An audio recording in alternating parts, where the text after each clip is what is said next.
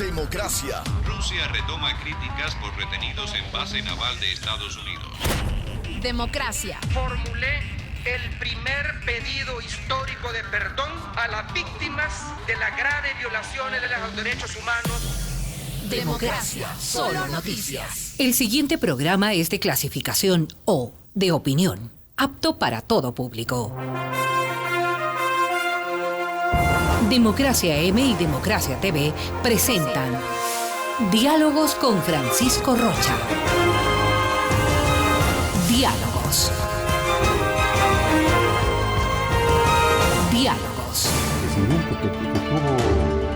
Buenas tardes, amigos, estamos iniciando Diálogos. Como les habíamos informado, están con nosotros la economista María de la Paz Vela, editora macroeconómica, y comentaba hace un rato de la revista Gestión, pero además a través de la revista Gestión y de sus estudios y sus clientes, diría así, ha mantenido un seguimiento a la economía del Ecuador. Y el economista Mauricio Dávalos, quien fue gerente del Banco Central, ministro de Estado, ha tenido una larga carrera política y es de la gente que sigue manteniendo opinión pública para bien del país. Así es que a los dos muchas gracias por acompañarnos, María de la Paz. Gracias. Mauricio, son 20 años de la dolarización. Y antes de ir con la visión económica, digamos así, un poco tú que además de economista has ejercido el periodismo así, ¿no? Diario casi. Después de eso, tú nos tenías la revista Gestión desde noviembre, diciembre y enero, ¿no es cierto?, del 99 al 2000. ¿Qué podemos sacar como una primera evaluación de la dolarización? Bienvenida, buenas tardes. Gracias, Francisco, por esta invitación. Un gusto estar aquí con Mauricio. Bueno, yo diría que la dolarización en Ecuador fue, ha sido un hito importantísimo, el cambio más clave en estos últimos 20 años. Vivíamos nosotros a mil, con el corazón en la mano, cuando teníamos esta inflación galopante que empezó ya era de un 25% más o menos en octubre del año 98, pero teníamos un severo problema de la crisis financiera de algunos bancos y empezó pues a crecer la emisión monetaria para ayudar a estos bancos. Empezó a subir también la inflación. El tipo de cambio, que era el dólar, el sucre contra el dólar, también empezó a subir paulatinamente. Pero realmente, el año 98, bueno, ya se avisoraban severos problemas. La gente en ese año, y sobre todo en el año 98, 99 diría yo, viendo, esta erosión permanente del poder adquisitivo de su salario, buscaba guardar en dólares. Comenzó a ahorrar en dólares. Entonces, tenía su salario en sucres y inmediatamente trataba de comprar dólares. Igualmente, las empresas, cualquier monto de dinero que tenían en sucres, trataban de tenerlo en dólares. Los créditos de la banca empezaron a ser prioritarios, bueno, ya eran desde antes, ¿no? Pero era muy difícil en el año 98, 99 conseguir créditos en sucres, tal vez hasta el 97 sí se lo hizo, y el crédito, venía en dólares, cuando la gente, las empresas y todo se transaba en sucres. Entonces también se complicó. ¿Podríamos ir a las dos economías ahí? Tenías una economía dolarizada y una que todavía se manejaba precariamente en sucres. Dolarizada, y realmente las transacciones comunes se hacían en sucres, las comunes. La gente trataba de hacer la transacción más rápida, arriendos, contrataciones, así. Comenzaban a hacer muchísimas eran en dólares, muy poco se guardaba en sucres porque era una moneda que no mantenía su valor. Y esto nos hacía vivir el día a 1000, cada mes saber en cuánto está la inflación, cada día a saber en qué valor está la cotización cambiaria entre el sucre y el dólar, sobre todo en el año 99, año en el cual pues ya se da una devaluación, digamos, de un 300%, es decir, el año, en el tipo de cambio, el año, a diciembre del 98 cerramos en 6.825 y a diciembre del 99 estuvimos a 20.000 sucres por dólar. Entonces, fue una locura, digamos, el seguimiento económico. Obviamente la actividad económica se desplomó, el poder adquisitivo del salario, estaba revisando en la revista Gestión de ese momento, imagínate, se calculaba en el año 98, a diciembre, en $145 por mes y cerró en el año 99 en 60. Entonces, claro, digamos, se licuó totalmente el valor del sucre, la pobreza se disparó, el desempleo, en esa circunstancia, el desempleo había subido al 18% a fines del año 99, eso es un récord histórico no visto, y entonces fue una situación totalmente dramática. Como le escuchaba algún momento en una entrevista al economista Alberto Dají, que en estos días decía, la dolarización estaba dada por la gente se había decidido por el dólar. Lo que había era que legalizarla. Y lo que había era un poco que legalizarla ante la pulverización del valor adquisitivo del sucre. Eso es lo que yo veo. El panorama, cómo se inició para y por qué llegó. Época. Mauricio, además de hacer política, de haber estado en la conducción del país y todo eso, empresario, y además de los empresarios emprendedores que nos saben sorprender con nuevos productos, y uno dice, ahí está el Mauricio Dávila, ¿no es cierto? Esto de la dolarización que María Paz lo ubica y dice, es uno de los cambios más trascendentes del siglo pasado y que se lo toma a finales de ese siglo, y que comienza y sostiene estos 20 años. No hemos valorado lo suficiente cuáles eran las condiciones de los empresarios y de los políticos cuando se tomó esta medida. No recuerdo si participabas en el gobierno de Maguad, no. De Maguad, no. Bueno, sí. Bienvenido, buenas tardes. Gracias Pancho por la invitación y encantado de verle y estar con María Paz. Mira, efectivamente, algunas de las cosas que ha dicho María Paz que caracterizaron a esos 2 años, 98, 99, habían comenzado a forjarse desde antes. Una población que estaba ahorrando bastante en dólares, que venía ahorrando ya desde los años 80. ¿Por qué? Porque justamente en el 80-81 se da, fundamentalmente en el 81, un ajuste de tasas de interés en los Estados Unidos, algo impresionante, porque Estados Unidos tenía un problema de lo que se llamaba estanflación, estancamiento con inflación, algo que verdaderamente ni siquiera en los libros de economía se trataba. Era un fenómeno completamente nuevo. Y la forma como concibieron de romper ese proceso fue elevando las tasas de interés de una manera loca, yo diría. Prácticamente alguien que ahorraba aquí en el Ecuador y mandaba en dólares, le pagaban hasta 21% por esos ahorros. Aquí, con la regulación de tasas de interés que siempre ha habido, se pagaba el 7% en sucres, con una inflación que en ese tiempo era de 16% en el año 81. En el año 81, y entonces verdaderamente había un desahorro, una pérdida por ahorrar. Entonces, desde ese entonces la población comenzó más bien a asegurarse su futuro en una moneda más en dura. una moneda dura como el dólar. Naturalmente, hubo una circunstancia que fue verdaderamente buena y mala para el país. Buena cuando subió Maguad en agosto del 98. Él se topa con dos problemas fundamentales.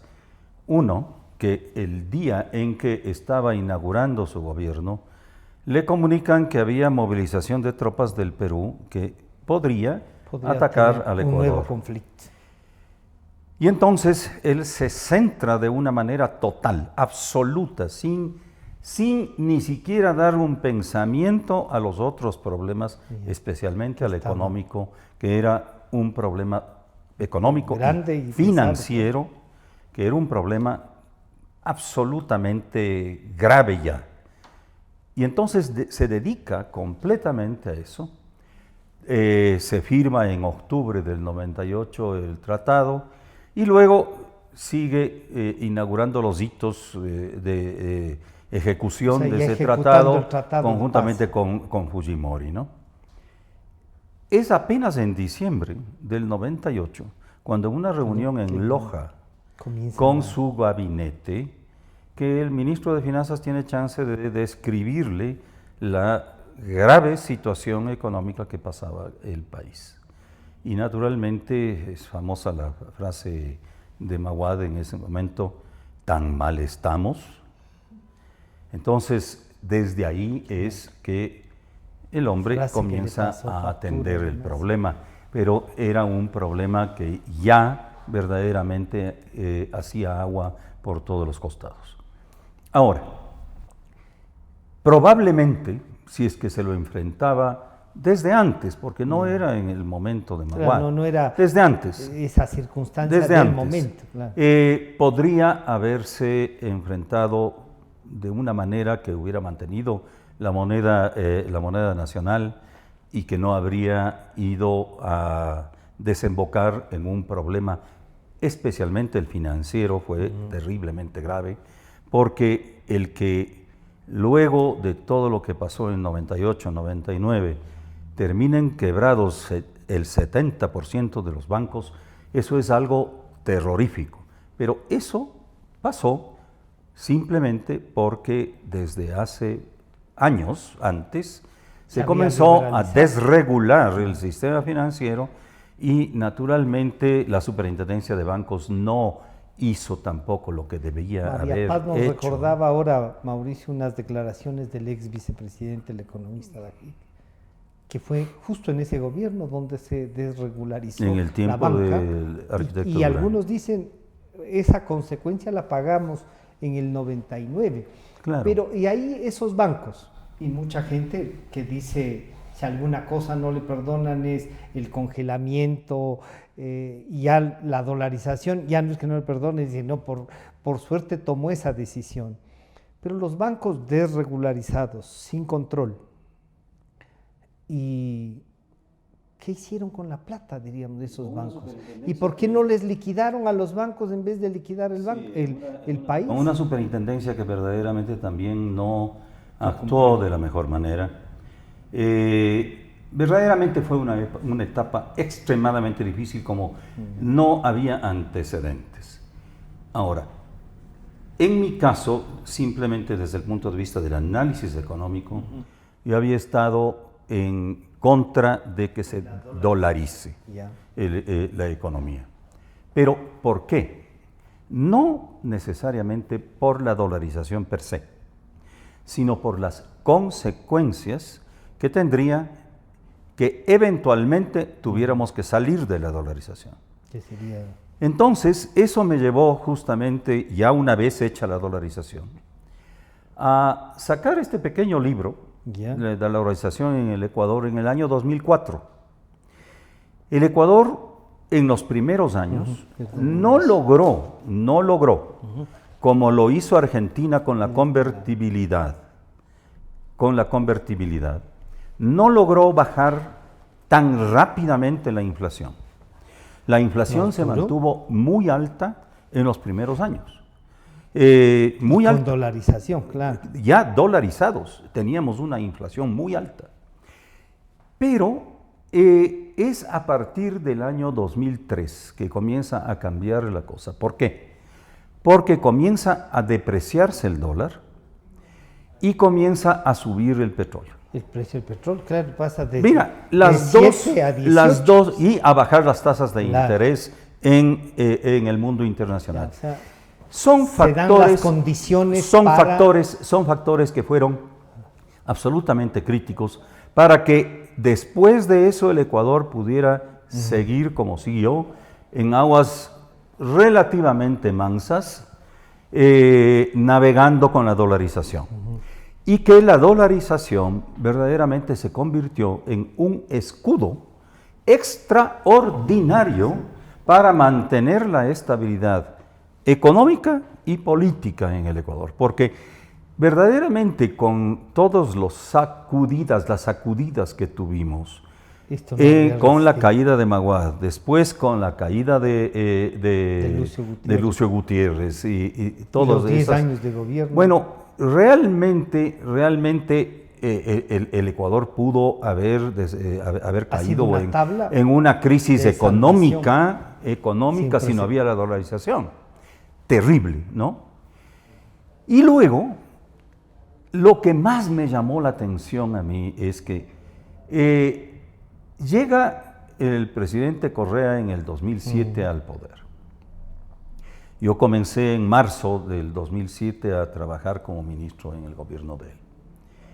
Y verdaderamente el primer año, el 2007, fue un año en el cual sí se aplicó lo que habíamos con él mismo conversado, que era necesario hacer para poder sostener la competitividad de la economía ecuatoriana en el marco de la dolarización. Y tratar de evitar de que haya una crisis, se rompa la dolarización, y esa crisis, yo en este libro digo, podría ser una crisis como jamás hemos conocido en la historia del Ecuador, y con sangre hasta el tobillo, porque Y que podría va a ser una crisis algo terrible. Entonces, la dolarización, una vez que se tomó ya la decisión, era necesario conservarla, mantenerla, mimarla. Ya. Pero ¿cómo? Mimando la competitividad del Ecuador. Porque al no tener moneda propia, nosotros perdimos completamente la posibilidad del manejo de política monetaria, de política cambiaria, y solamente tenemos como instrumento la política fiscal para poder manejar la economía. Pero ahí hay, Mauricio, hay unas dos cosas, y a María Paz le diría ya desde el punto de vista así del seguimiento a la economía que has hecho.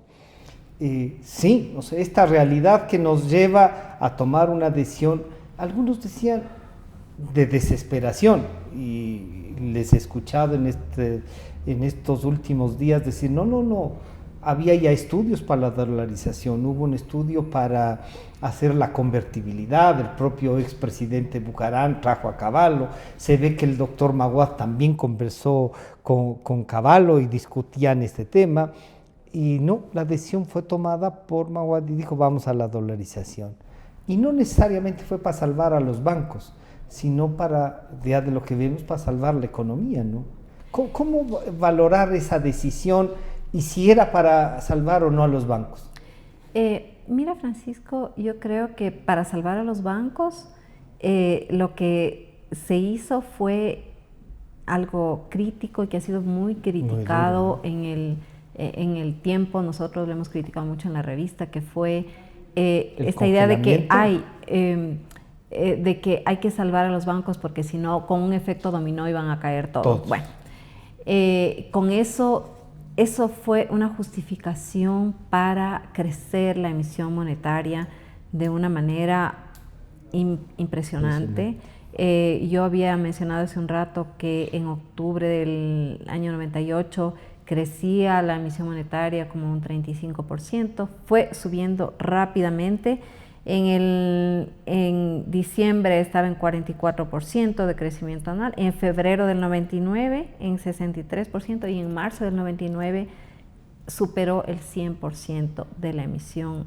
Y al año siguiente... Estos billetes que nos has traído ya no servían. Estos billetes pues ya no servían, o sea, en el año 99 como yo en marzo del 99 ya se había superado esta emisión en 100%, más del 100%, así se mantuvo un tiempo, y eso fue lo que deterioró totalmente, pulverizó el valor real del sucre, ¿no? Y así quedamos pues a fines del año 99 en que tú tienes los $50,000 te valían $2. 50,000 sucres, perdón, te valían $2. Y así quedó. Ahí teníamos, o sea, entonces fue algo... Un pan era 250 sucres, que habría sido un centavo. Eso sí que no recuerdo, ¿Sí? pero exactamente, Sí, bueno, sí, así sería, ¿no? Entonces íbamos a comprar casa cada vez que Exacto. íbamos al No, mercado. era Sí. todo, era una situación absolutamente insostenible. Ya.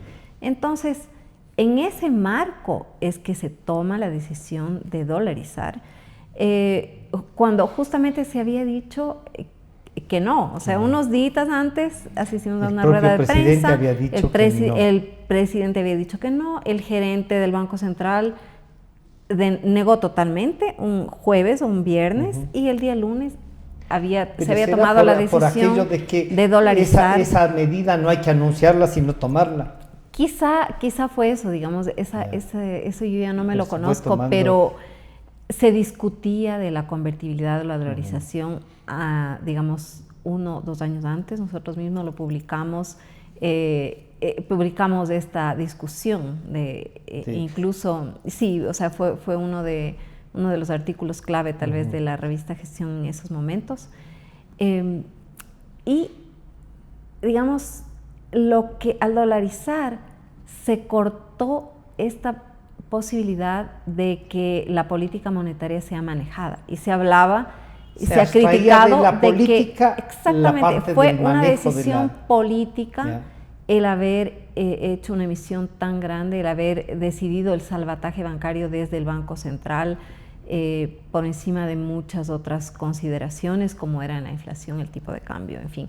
Entonces, uno pensaba en ese momento que iba a estar tranquilo, y de hecho en los años siguientes, como mencionaba Mauricio, cuando hubo tremendas presiones políticas y toda esta inestabilidad política que vivimos desde el año 97 hasta el año 2004, 2005, yo que sé, cuando hubo este cambio de casi de 7 presidentes, creo que tuvimos, ¿no?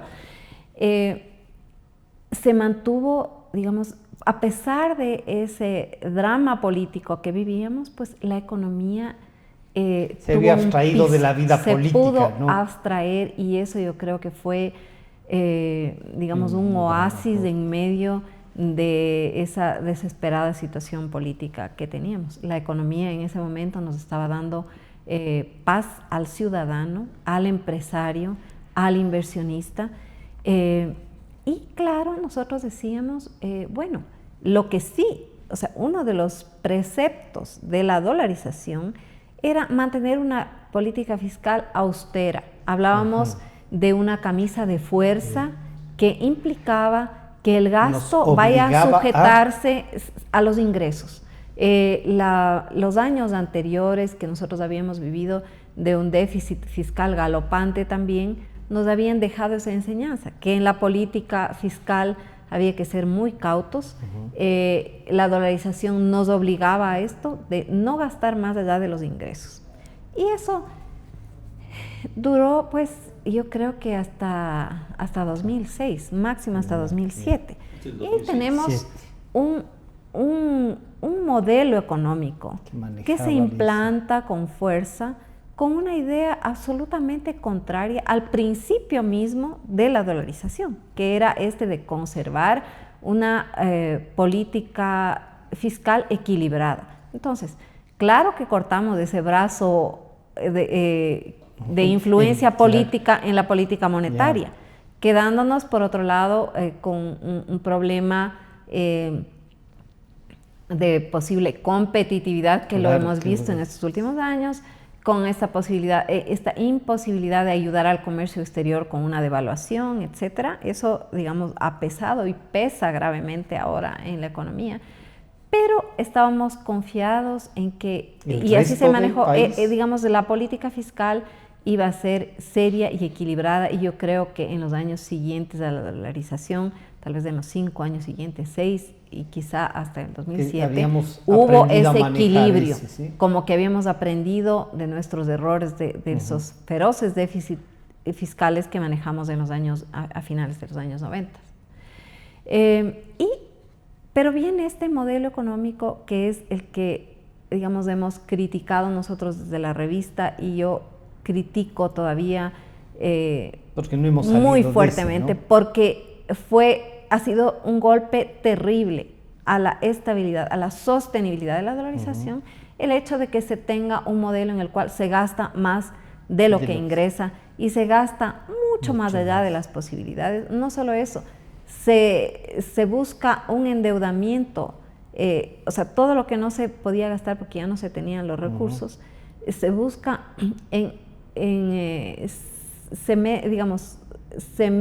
mete al país en un endeudamiento agresivo y lesivo, que, digamos, incluso se iba por encima de todos los parámetros económicos que lo habíamos puesto, y que nos está complicando totalmente ahora el crecimiento, ahora y a futuro, claro, porque estamos endeudados con estos bonos sumamente caros que se los empezaron a emitir en 2014. Estamos por sobre los 18,000 millones de dólares. En este tipo de bonos. En este tipo de bonos. Sobre el 9 y casi entre 11%. 9, 10 hasta 11, digamos, creo que 10,95% de tasa de interés que debemos pagar hasta el año 2030, cuando la economía tiene dificultades para generar dólares. Nosotros tenemos una expansión muy paulatina de las exportaciones, tanto petroleras como no petroleras, una diversificación escasa, una competitividad muy golpeada. Estamos, el tipo de cambio real, digamos, nuestros precios relativos con respecto a toda nuestra, digamos, nuestros socios comerciales están 30 o 35% por encima en costo real. Entonces, este endeudamiento es criminal desde el punto de vista económico. Afecta totalmente, digamos, en dolarización nunca se debió hacer eso. Y no hemos tenido una respuesta de esas inversiones para crecimiento de la economía.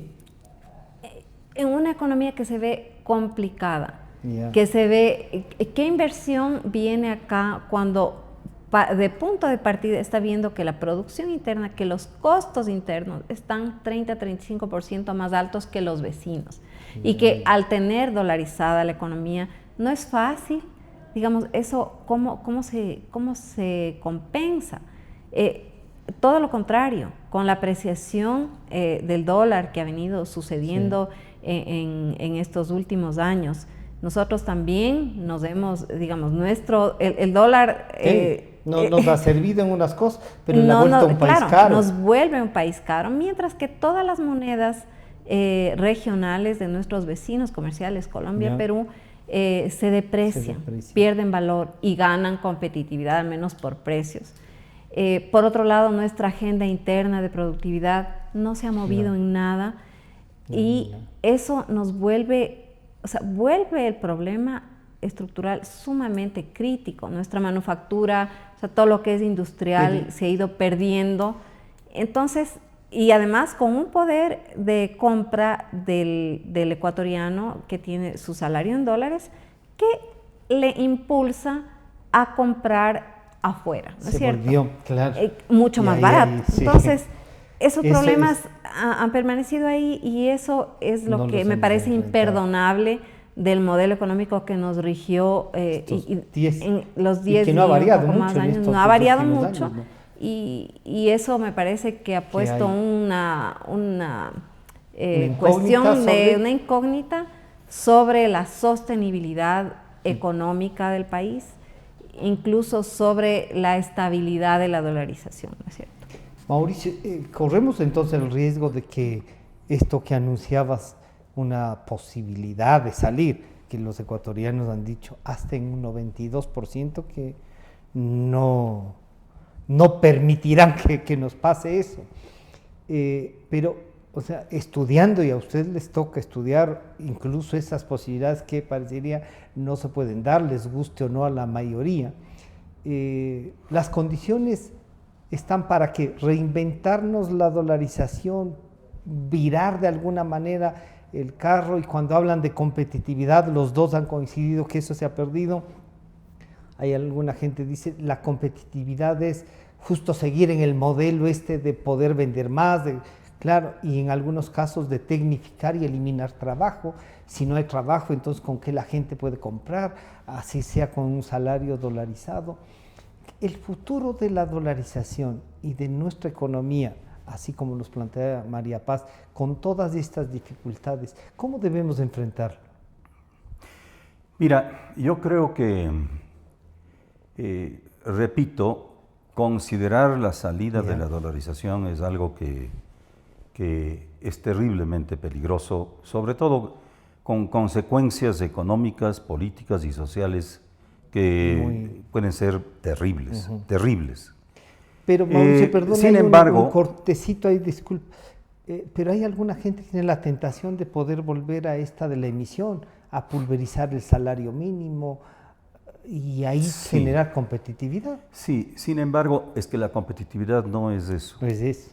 La competitividad no es eso. La competitividad se la obtiene a través de un incremento en la productividad, no solamente del trabajo, sino lo que se llama la productividad total. Yeah. ¿Qué es lo que pasa? Lo que pasa es que la dolarización nos pone en una situación similar a la que existía con el patrón oro. Quienes conozcan de esto van a saber lo que estoy diciendo.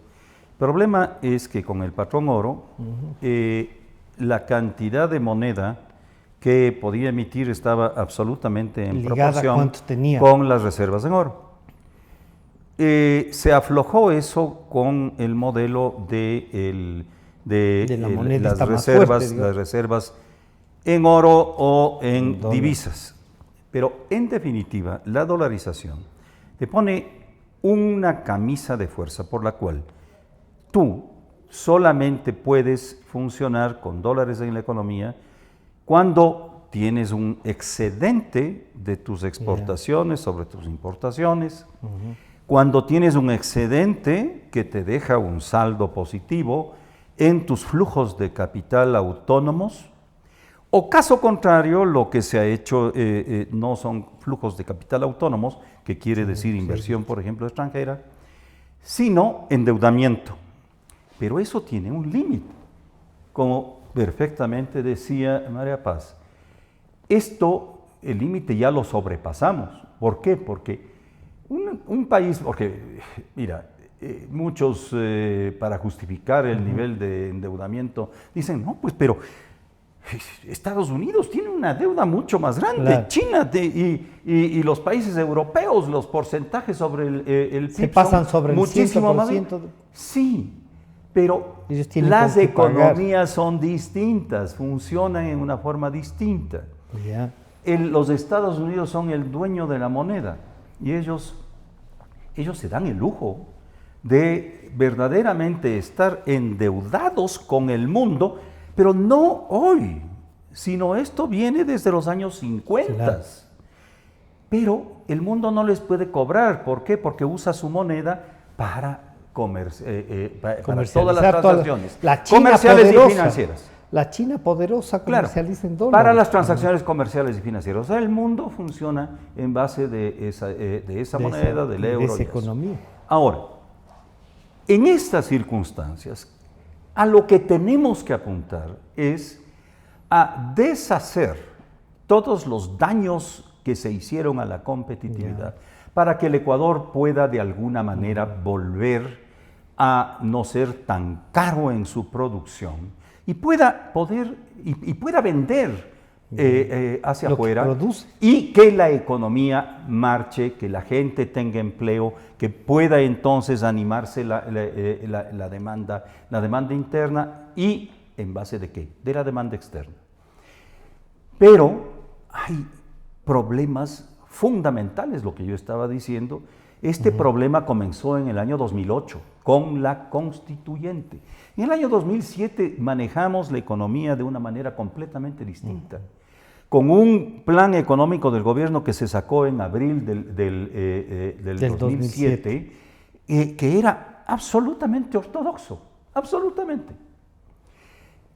En julio de ese mismo año se hizo una reforma a los aranceles de tal manera que se bajaron en 4.000 ítems los aranceles. ¿Para qué? Para abaratar la producción ecuatoriana. En todo lo que quería decir bienes intermedios de capital, insumos. Entonces, mira, el asunto es que a partir de la Asamblea Constituyente es que comienzan dos temas. Uno, el tema del crecimiento de los impuestos. Porque ahí se crea, por ejemplo, en la Asamblea Constituyente, se crea el anticipo del impuesto a la renta, que es el absurdo jurídico y económico más total.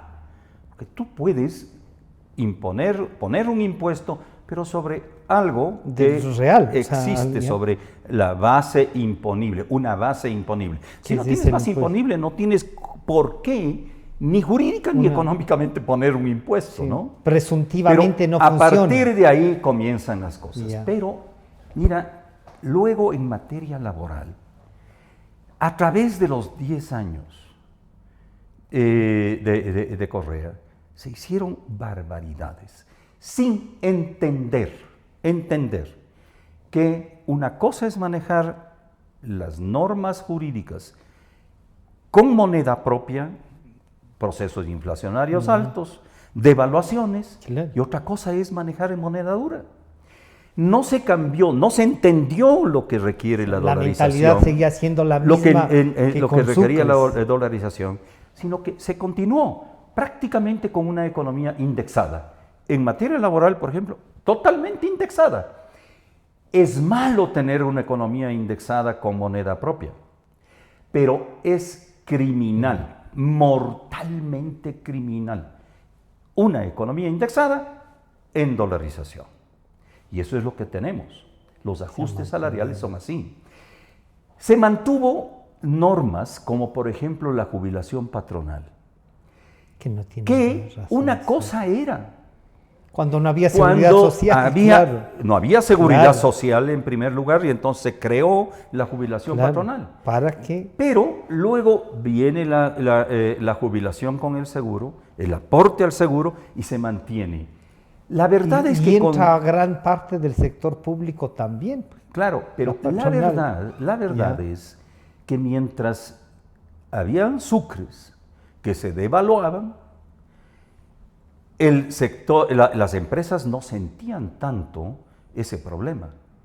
Pero en dólares, esto está comenzando a constituir uno de los grandes problemas de las empresas, porque esa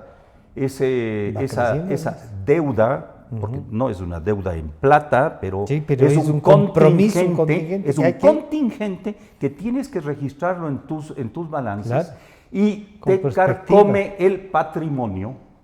Entonces, mira, las empresas pueden terminar quebrando por falta de patrimonio, simplemente por tener empleados antiguos. Pero ahí hay una salida que se puede hacer, que es eliminar esa y ponerle que un aporte adicional a la Exactamente, seguridad social. Eso es hay que encontrar una respuesta, ¿no? Eso es lo que yo he sugerido.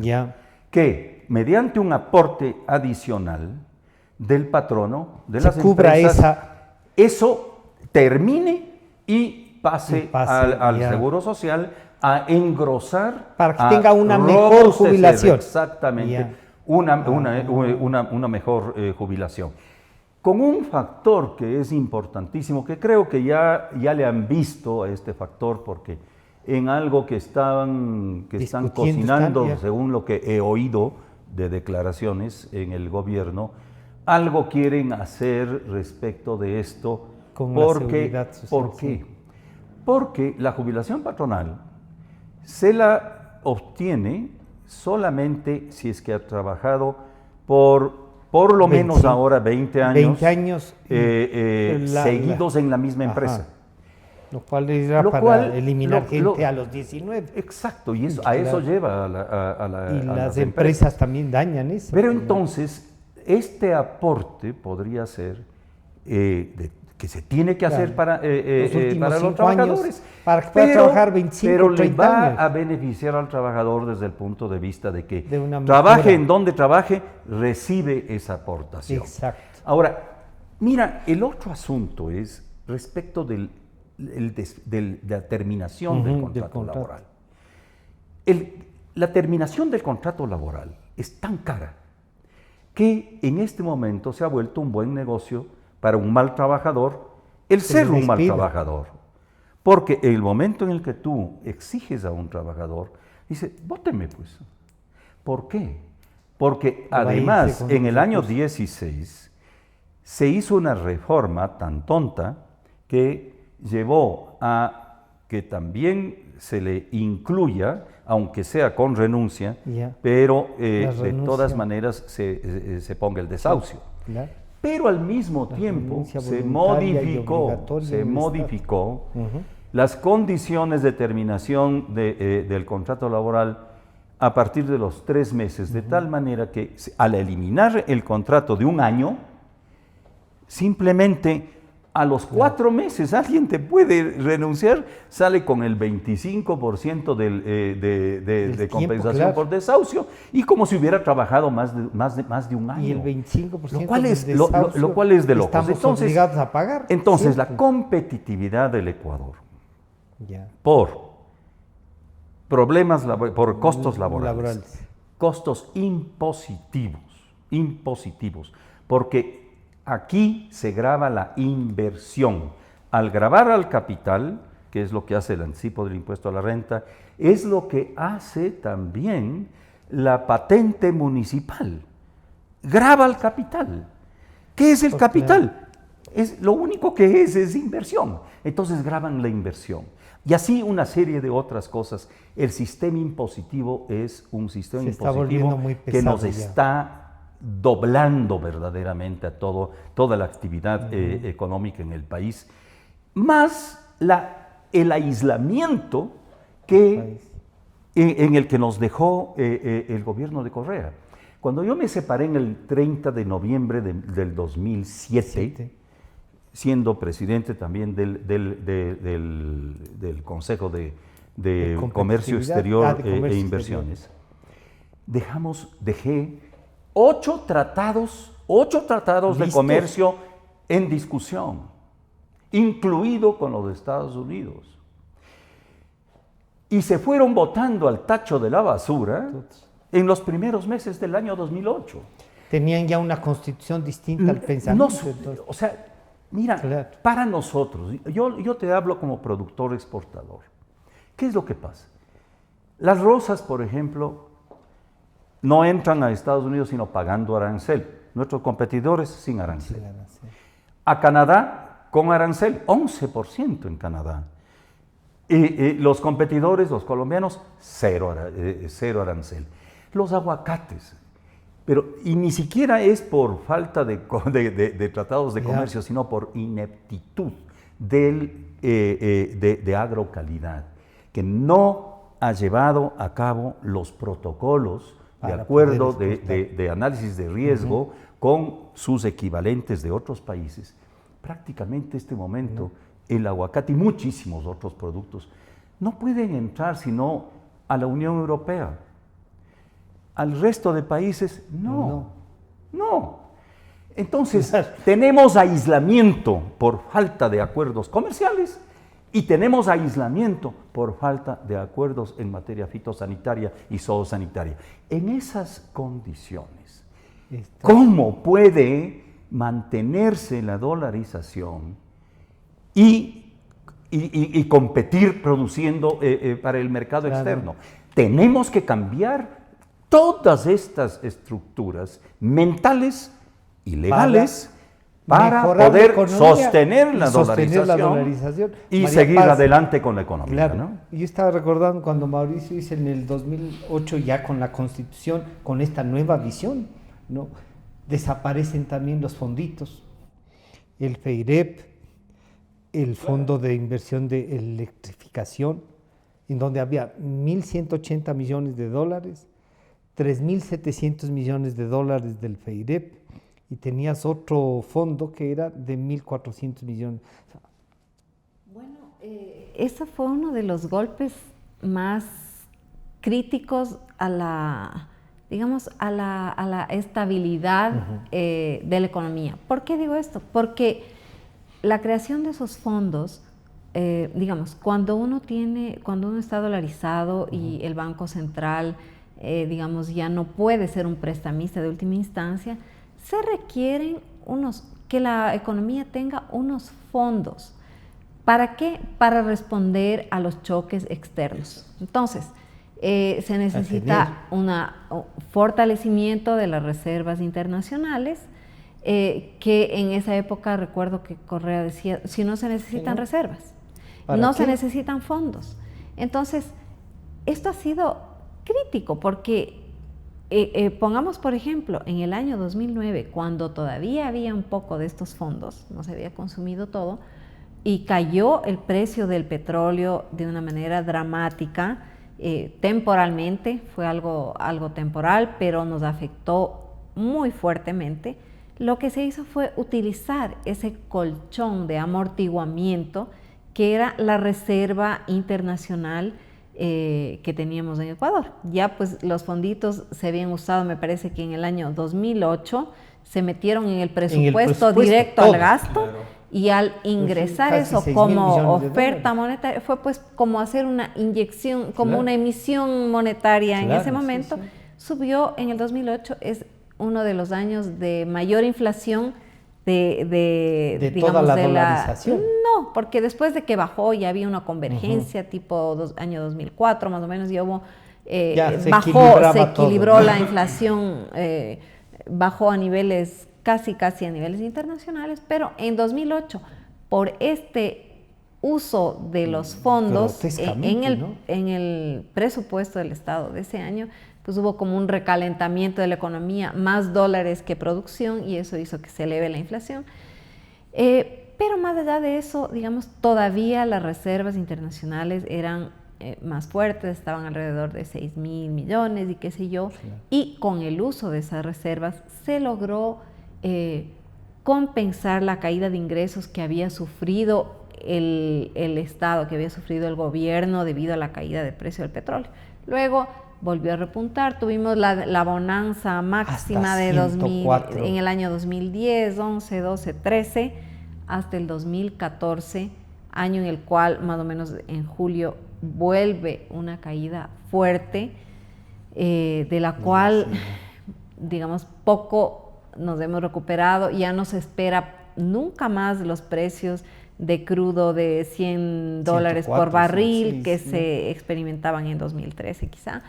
No se espera eso, sino tal vez en 50 y algo más.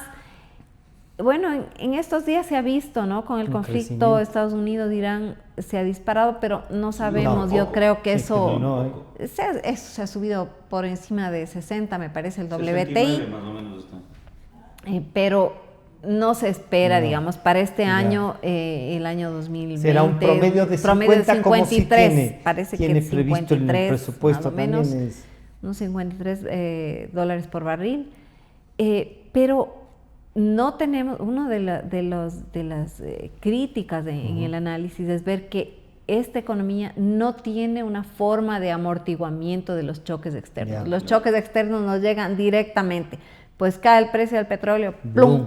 Se le cae la economía casi. La economía se cae, los ingresos del presupuesto del Estado, no hay, es como, en una familia, ¿no es cierto? Si es que tú tienes por lo menos una libreta de ahorros, te quedas sin trabajo y puedes sostener el alimento y las pensiones de los niños unos meses. Claro. Pero si no tienes eso, pues el mes siguiente no tienes para la pensión ni para poner un pan en la mesa. Las cosas. Entonces, no se puede manejar, digamos, esto para criticar y para hacer un contraste. Critico profundamente ese mecanismo, digamos, ese modelo económico que nos rigió por tanto tiempo. Además, desinstitucionalizó absolutamente todo.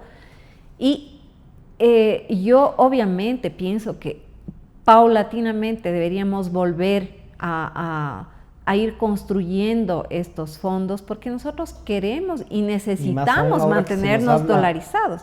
Ahora que se nos habla de la minería. Se habla de la minería, pues sí sería importante constituir un fondo y no gastarnos todo, pero estamos en una circunstancia en la cual cualquier plata que nos llegue es para gastar. Todo es para gastar, porque además tenemos compromisos de deuda. Que ya... digamos, en este año se logró, teníamos que pagar en mayo, me parece, una fuerte cantidad por los bonos, pero con un canje que se hizo, se logró un poco neutralizar eso y pasar la deuda para adelante. Pero eso no es una solución. Claro. El problema de una economía así manejada con endeudamiento es que requiere más deuda. Y si es que nosotros no volvemos a buscar los fundamentales del equilibrio fiscal gradualmente, paulatinamente, y retirando, por ejemplo, retirando paulatinamente este subsidio generalizado a los combustibles, que nos ha costado, me parece que desde 2005 a 2019, 50,000 millones de dólares gastados en subsidios a los combustibles generalizados, sin una sola focalización, sin ver quién necesita más. Entonces, si nosotros volvemos a los principios de un manejo prudente de la economía, creo que esta economía poco a poco se va a ir estabilizando si es que volvemos a esos principios. Si es que no, si es que... la dolarización puede entrar en riesgo, como dice Mauricio. Yo creo... O sea, la dolarizar o desdolarizar yo creo que fue finalmente una decisión política. Entonces, nadie lo quiere hacer. Más pronto vendría, antes que una desdolarización, vendría, por ejemplo, decir, bueno, no tenemos más recursos para pagar salarios o no tenemos más recursos, nadie nos presta para pagar la deuda y antes caeríamos en una nueva moratoria que en desdolarizar, eso sí. Pero esos son riesgos feroces para mantener y sostener la economía. Ya que entramos hay que tener cuidado con eso, ¿no? Exactamente. Entonces, hay que, digamos, me parece a mí que la dolarización debe ser para todos una decisión irreversible. Pero actuar en consecuencia con eso es lo complicado. ¿Por qué? Porque uno tiene que volver a este principio de equilibrar la política fiscal, equilibrar el presupuesto, y ya vimos cómo nos fue el año anterior tratando de equilibrar, ¿no es cierto? Retirando los subsidios, puede haber sido que no hubo una efectiva comunicación del gobierno, lo que sea, pero se pueden volver en una bandera como lo del gas, que entonces ningún gobierno va a poder revisar esos. Cualquier gobierno lo va a tener que revisar. Creo que es importante tener una responsabilidad al respecto. Si nosotros queremos mantener el poder adquisitivo de nuestro salario, de nuestra moneda, aun cuando haya en este momento un fuerte problema de empleo con, digamos, 60%, más población, 56 o más por ciento de población subempleada o con empleo inadecuado, apenas un 38%, 34 o 38% de personas con empleo pleno. Si queremos, pues lo que estamos viendo es que la gente se está fijando que el problema más grave hoy es conseguir empleo. Bueno, entonces, todas estas cosas que sugiere Mauricio serían buenas para ir generando empleo, pero no habrá una estabilidad económica si es que nosotros no volvemos a los principios básicos de la dolarización, cuáles son, entre otros, y el fundamental, tener un equilibrio fiscal y actuar en consecuencia. Las políticas públicas tienen que actuar en consecuencia con eso y la gente debe decir, si es que yo quiero mantener el poder adquisitivo, de mi salario, de mi empleo pleno o de mi empleo eventual, cualquier ingreso que yo tenga, pues tengo que apoyar el ser consecuentes en esas políticas, pero eso es lo que no hay la comprensión. Sí. Mauricio, para terminar, se nos fue el tiempo, pero claro, dice, hay que respaldar unas políticas de esa naturaleza, pero para eso necesitamos políticos que nos gobiernan, que tomen esas decisiones, que no se asusten. Claro, lo de octubre tiene que haber aterrorizado a todos aquellos, y algunos de los políticos que quieren gobernar salieron a decir que sí, que no hay que hacer esas cosas, cuando, como dice María Paz, es lo que hay que hacer. Cuando en política, y en este caso tú reúnes las dos cosas, político y economista, se tiene que priorizar la responsabilidad más que la popularidad del gobierno? Yo creo que siempre. Y uno de los talones de Aquiles de la democracia está precisamente en que muchos políticos no asumen la responsabilidad y no quieren sacrificar su popularidad, su capital político para cumplir con su deber.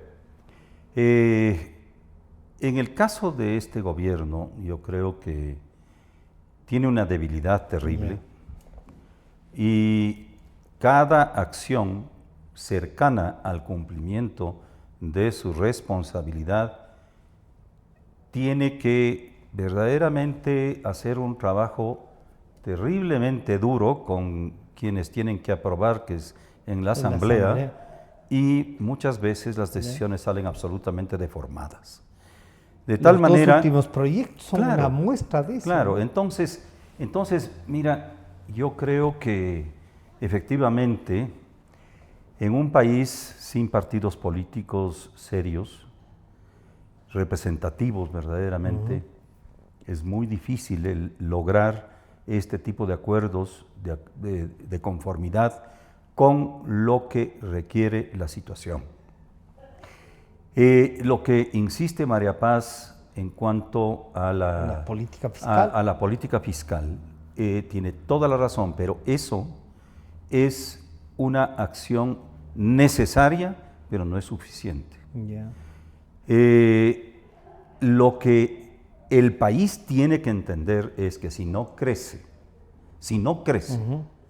realmente no tiene futuro. Porque justamente lo que... Perdón, Mauricio, y aquello de esta propuesta, no importa si no creces, si la economía puede moverse. Es que el problema es que, estamos hablando de la economía, el crecimiento de la economía. Si la economía no va a crecer, vamos a ir como estamos, con poquito a poco agonizando, ¿no? Hasta que llegue, lo que acaba de decir María Paz, la economía no da para más, no tenemos plata para pagar las deudas, no tenemos plata para pagar la nómina del Estado y las empresas comienzan a cerrar. Mira, el número de empresas cerrando es un número muy alto. Y esto se refleja también en la pérdida de empleos. Porque la desgracia grande del Ecuador es no solamente que no crece el empleo, es que se han ido perdiendo empleos. Entonces, una economía así, efectivamente, no es cuestión de que va a sostenerse la dolarización con una economía agónica, el rato que ya esté prácticamente por los suelos. No, porque políticamente es insostenible. Entonces, por algún lado tiene que salir la solución. Pero María Paz nos decía, para ver en esta solución, María Paz decía, hay que respaldar estas políticas. ¿Cómo les hacemos entender respaldar a los que no tienen trabajo? El asunto es que efectivamente mucha gente, especialmente líderes sindicales, respaldan a los que tienen trabajo y le hacen cada vez más difícil la creación de nuevos empleos. Porque es que si no entendemos claramente que las condiciones de trabajo a las que hemos llegado no son sostenibles, si no entendemos eso, verdaderamente va a pasar lo que estamos diciendo. Este momento no tenemos crecimiento. El próximo año está previsto que no vamos a crecer y el siguiente tampoco.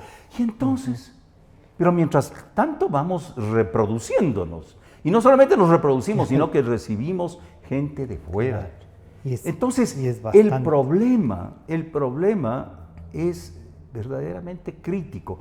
O entendemos el problema, entendemos las soluciones y estamos a la altura, los gobernantes y también los gobernados, de verdaderamente adoptar esas soluciones que necesita el país. Que pueden ser duras, pero son necesarias. Naturalmente. ¿Acaso con bonitas palabras, con palmaditas en la espalda, se solucionan los problemas? No.